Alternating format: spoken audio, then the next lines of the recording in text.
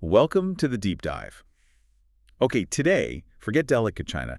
We're talking about glass ceramics. hmm Super durable, incredibly heat-resistant materials, Mm, and they're popping up in some really high-tech applications. exactly. Yeah, we've been looking through the latest market research, and it's clear this goes way beyond just, fancy dishes. It's a serious growth sector. And the numbers, well, they really tell a story. Mm, So our mission today is basically to unpack what's driving this growth, who the big players are, and get this. yeah. The global glass ceramics market is projected to jump from roughly $1.6 billion this year to almost $2.7 billion by 2032. Wow. That's a compound annual growth rate of 6.5%. Solid growth. So the big question is, what's behind it? Let's dive in. Okay, sounds good.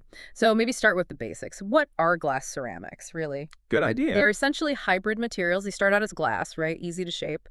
But then they go through this special heat treatment process. And this causes tiny, tiny crystals to actually form within the glass structure. So you get like the best of both worlds. How so? Well, you keep the formability of glass, but you gain the strength and, crucially, the amazing heat resistance of ceramics. Think transparency, maybe, but with a really tough ceramic backbone. Okay, so definitely not your average pint glass. Uh, where are we actually seeing these materials used? The reports flagged a few key areas. Absolutely. A huge driver is just the demand for advanced materials and high-tech stuff. Whenever engineers need something that handles extreme temperatures or maybe has very specific electrical properties, glass ceramics are often the go-to. Right. Can you give us some examples? Like, where would I encounter them day to day, maybe? Sure, sure. Think about modern kitchen cooktops, those sleek, smooth, black surfaces. Yeah. Many of those are glass ceramic. They handle the intense heat, they spread it evenly, perfect for cooking. Also some high-end baking dishes, the ones designed for really high oven temps. Okay, kitchen makes sense. What else? Then Mhm. look at cars. Automotive. They're used in things like gas burner components, even some engine parts. Specialized windows, too, because they have amazing thermal shock resistance. Thermal shock resistance, meaning? Meaning they can handle rapid temperature changes without cracking. Hmm. Sudden hot, sudden cold, critical in an engine, or even for some windows. From the kitchen to under the hood. That's quite a range. What about electronics or gadgets? Ah, yes, that's a big one. The electronics industry uses a lot of glass ceramics. They're used as high-performance substrates. Substrates, like a base layer. Exactly. A strong, reliable foundation for all the tiny circuits in your phone or computer.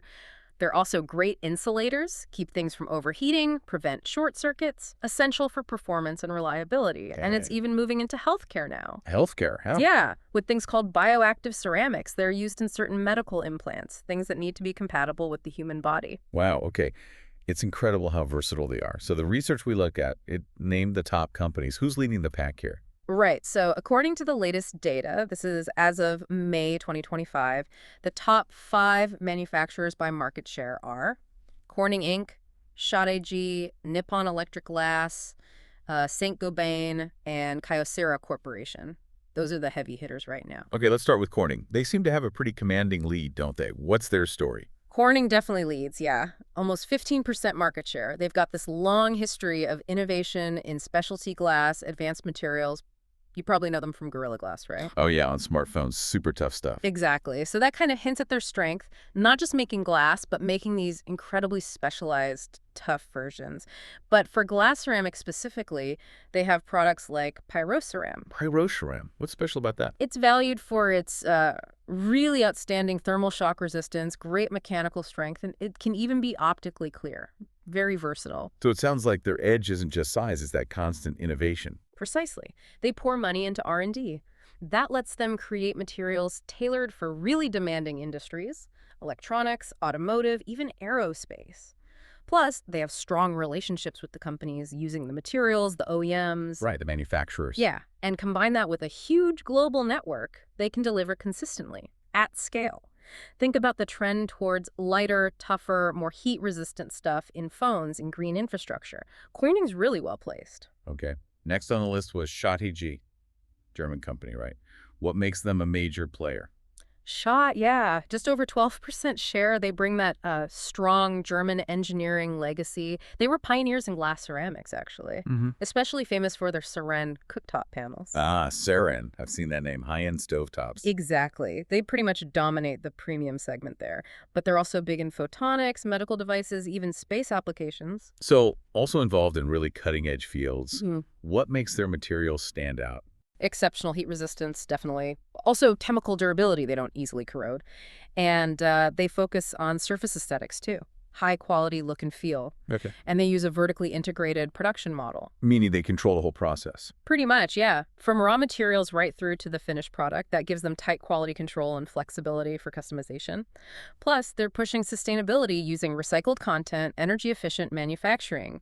That resonates now, especially with growth in renewables and smart homes. Makes sense. Okay, moving down the list. Nippon Electric Glass, nearly 10% share. What's their niche?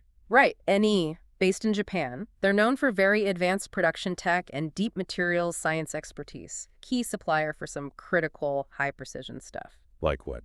Things like semiconductor processing equipment components, Hmm? medical instruments, also heat-resistant cookware, industrial optics, areas where precision is paramount. So their focus seems to be reliability in really demanding environments.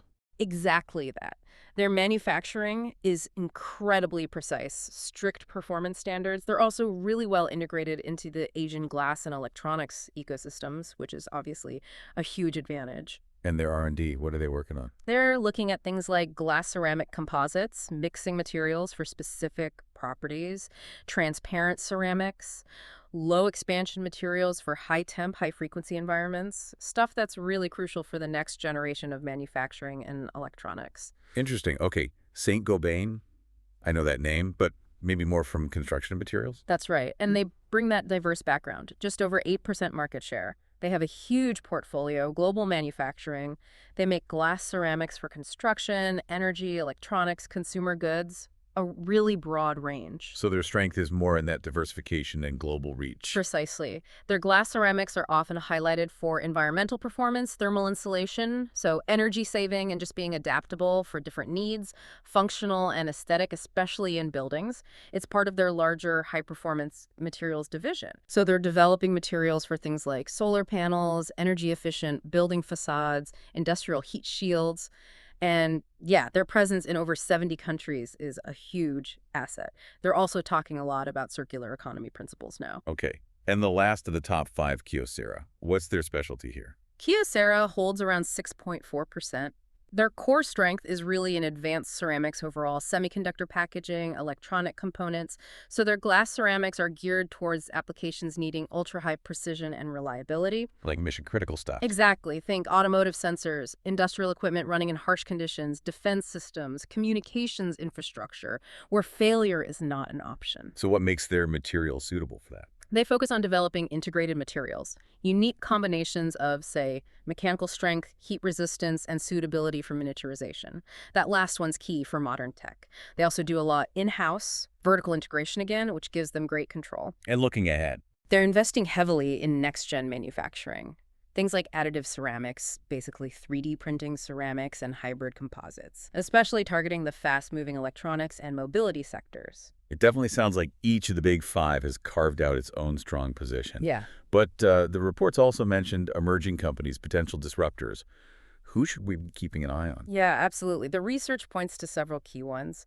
Corstec Inc., Morgan Advanced Materials, Ketty Glass Ceramic Industrial, O'Hara Corporation, and Kanger Glass Ceramic Co., Ltd. These are the ones challenging the status quo, potentially. Okay, let's quickly touch on them. Corstec, what's their angle? Corstec is U.S.-based. They specialize in advanced technical ceramics, engineered materials used in electronics, energy, medical. Their strength is really materials innovation and precision manufacturing for those high-stress, high-temperature applications. Got it. And Morgan Advanced Materials. Morgan's UK-based. They focus on high-spec glass ceramic solutions, but for really demanding sectors like aerospace, defense, healthcare. So niche but critical areas. Big emphasis on R&D, broad portfolio, and increasingly sustainability within those specialized markets. Okay. Katie Glass Ceramic Industrial. That sounds like maybe a regional powerhouse. Katie is based in China, yeah. And they're expanding fast by offering cost-effective, diverse glass ceramic materials, commercial, industrial uses. They're pushing hard, especially in Asia and Eastern Europe. Definitely one to watch for volume and price competition. Right. And Ohara Corporation. Ohara is Japanese. Yeah. Deep expertise in precision glass manufacturing. They produce high-purity optical and glass ceramic materials, so their specialization is more in scientific instruments, semiconductor applications, places where extreme purity and precision are non-negotiable. High-value niche. Okay, and finally, Kanger Glass Ceramic, another one from China. Yes. Kanger's interesting. They're vertically integrated, like some of the big guys. And they've built strategic partnerships with major appliance electronics makers, especially in China. Their focus seems to be on thermally stable, good-looking, and increasingly sustainable glass ceramics for both their huge domestic market and for export. So quite a few challengers bubbling up. If a new company wants to break into this market, or if these emerging players want to really gain ground, what do they need to focus on? What are the key strategies? The reports highlighted several critical things. First and foremost, innovation. Continuous innovation in the actual material science. Developing better stuff, basically. Exactly. New compositions with superior properties, better heat stability, more strength, different aesthetics, using advanced techniques like controlled crystallization, ion exchange to strengthen surfaces, even nanostructuring. Pushing the material limits is key. Okay, so science first. What else? Second, application diversification. Don't just go head-to-head on cooktops. Find or create specialized variants for niche markets. Maybe advanced dental materials, specific electronic substrates, novel biomedical implants. Find underserved areas. Makes sense. Third, cost-effective production. This is crucial, especially competing with established players or lower-cost producers. Vertical integration can help control costs, optimizing material use, minimizing waste.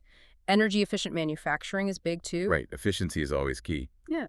Any other strategies? Yeah, a few more. Strategic collaborations are really valuable. Partnering with universities, research labs, gives access to cutting-edge R&D, speeds things up. Leverage external expertise. Exactly. Also, targeting emerging economies. Southeast Asia, Latin America, the Middle East.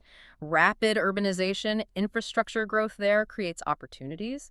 And sustainability is huge now. How so? Offering greener products, incorporating recycled content, reducing emissions, adopting circular economy ideas. That's becoming a major selling point, sometimes even a requirement. And finally, just building strong local networks, working closely with the OEMs who actually use the material, co-developing solutions, maybe even tapping into government programs or incentives. It's about embedding yourself in the ecosystem. So it really is a mix of hard science, smart business strategy, and really understanding those global trends like sustainability. Precisely. That's the picture. The glass ceramics market is growing robustly because people need these high-performance materials. The big established players are using their R&D, partnerships, global reach to stay on top. Yeah. But these emerging players are definitely challenging them with innovation, sometimes lower costs, and by focusing on specific niches. And yeah, across the whole market, sustainability and the ability to customize materials are becoming more and more important. So if we sum it all up, it sounds like glass ceramics is just a really vibrant, dynamic field right now. It's not just about the giants, but about who can innovate and adapt, whether you're big or small. Yeah, that's the core takeaway, I think. It's a market constantly being reshaped by new tech and just finding more and more uses for these, frankly, remarkable materials. Which brings us nicely to our final thought for you, the listener. Considering this incredible versatility we've talked about, and this big push towards sustainability, what unexpected areas do you think glass ceramics might revolutionize next? Think about your own work, your own interests. Where could these unique properties solve what you haven't even thought of yet? Definitely something interesting to ponder. Thanks for joining us for this deep dive.